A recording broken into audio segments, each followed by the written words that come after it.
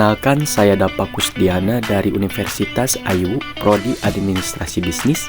Saya di sini akan memaparkan tentang penerapan tata kelola perusahaan atau GCG di PT Bank Negara Indonesia atau BNI. Mari kita langsung saja ke materinya.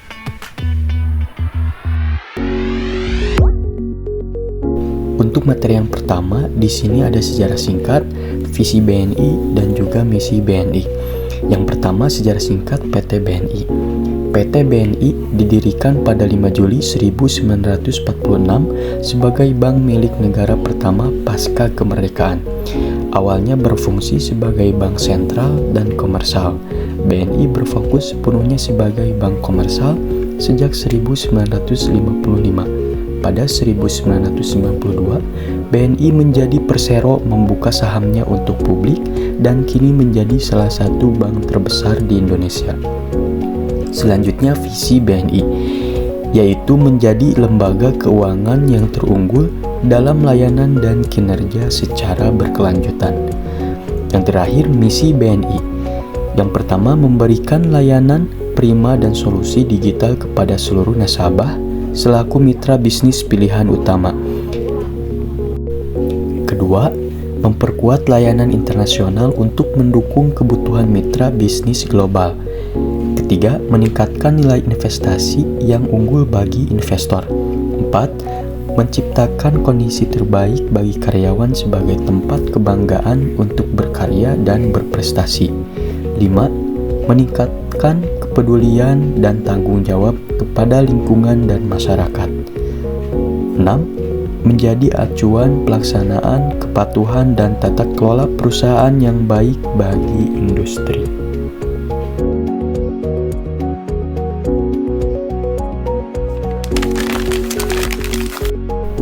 Seperti kalian lihat di sini ada struktur organisasi dari PT Bank Negara Indonesia.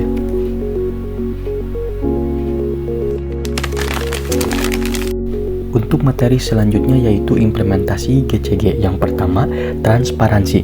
Perusahaan harus menyajikan informasi yang relevan dan mudah diakses, melampaui kewajiban hukum untuk mendukung pengambilan keputusan pemangku kepentingan. Di sini juga ada pedoman pelaksanaannya. Yang pertama yaitu informasi harus disampaikan tepat waktu, jelas, akurat, dan mudah diakses. 2. Informasi mencakup visi misi keuangan, manajemen, kepemilikan saham, risiko GCG, dan kejadian penting. 3. Keterbukaan informasi tetap menjaga kerahasiaan perusahaan dan hak-hak pribadi. 4. Kebijakan perusahaan harus tertulis dan disampaikan secara proporsional. Selanjutnya di sini ada akuntabilitas. Perusahaan harus bertanggung jawab atas kinerjanya secara transparan, adil, dan sesuai kepentingan perusahaan serta pemangku kepentingan untuk mencapai kinerja berkelanjutan. Di sini juga ada pedoman pelaksanaannya yaitu 1. Tugas dan tanggung jawab setiap organ dan karyawan harus jelas serta selaras dengan visi, misi, dan strategi. 2. Setiap organ dan karyawan harus kompeten dalam penerapan GCG. 3. Sistem pengendalian internal yang efektif harus ada. 4. Kinerja dinilai berdasarkan nilai perusahaan dan strategi dengan sistem penghargaan dan sanksi. 5. Semua pihak harus mematuhi etika bisnis dan pedoman perilaku. Selanjutnya yaitu responsibilitas. Perusahaan harus mematuhi hukum dan bertanggung jawab terhadap masyarakat serta lingkungan untuk menjaga keberlanjutan usaha dan menjadi corporate citizen yang baik. Di sini juga ada pedoman pelaksanaannya yaitu pertama, organ perusahaan harus mengikuti prinsip kehati-hatian dan memastikan kepatuhan terhadap hukum, anggaran dasar, dan aturan perusahaan. 2. Perusahaan harus melaksanakan tanggung jawab sosial dengan memperhatikan masyarakat dan kelestarian lingkungan sekitar melalui perencanaan yang tepat. Selanjutnya, independensi.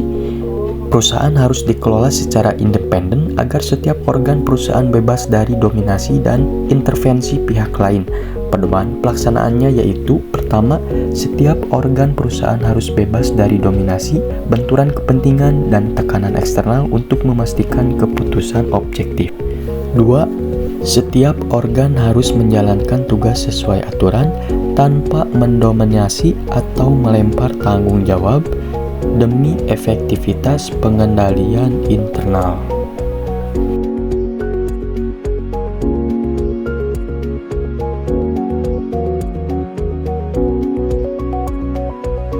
Dan terakhir dari materi implementasi GCG yaitu kesetaraan dan kewajaran.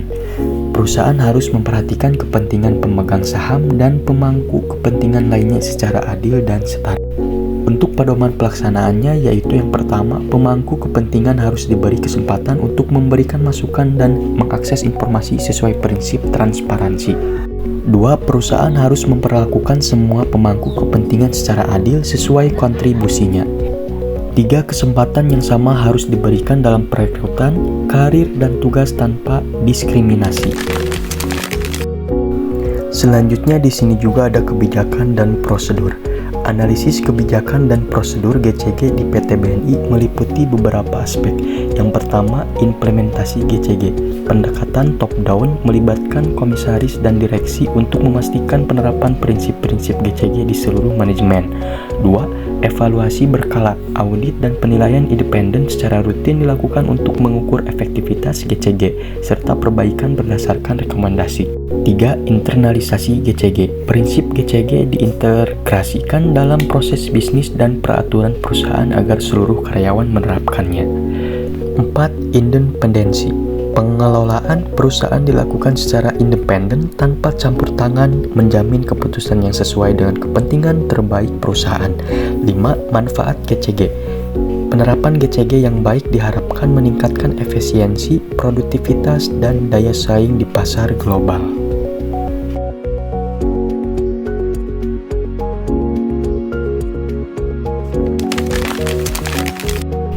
Untuk materi selanjutnya yaitu analisis kinerja GCG. Indikator kinerja GCG di PT Bank Negara Indonesia Persero Tbk. BNI mengevaluasi kinerja good corporate governance melalui beberapa indikator kunci. Yang pertama, transparansi keuangan. Laporan keuangan yang akurat dan tepat waktu untuk membangun kepercayaan. 2. Kepatuhan peraturan.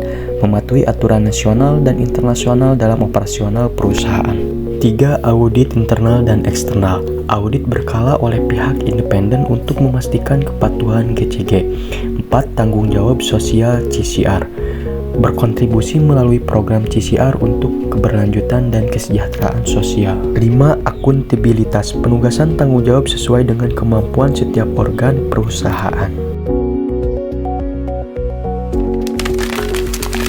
Selanjutnya ada penilaian penerapan GCG di BNI. Yang pertama, transparansi laporan keuangan. Laporan keuangan tahunan dan triwulan disampaikan tepat waktu dan dapat diakses publik melalui situs resmi. 2. Kepatuhan regulasi. BNI mematuhi 5 prinsip GCG sesuai peraturan BI. 3. Audit internal dan eksternal.